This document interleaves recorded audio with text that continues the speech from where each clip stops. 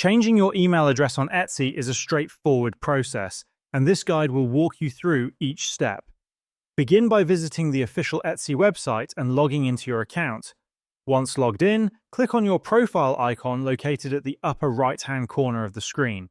This will open a drop-down menu with several options. From this menu, select Account Settings, which will take you to a page displaying all your account details.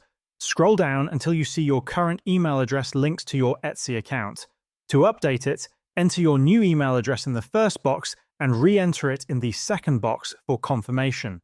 Next, you'll need to enter your Etsy password to verify your identity.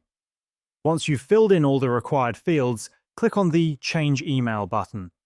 Etsy will then send a verification email to your new email address. Open your email inbox, locate the email from Etsy, and click on the Confirm Your Email link. This step is crucial to complete the process.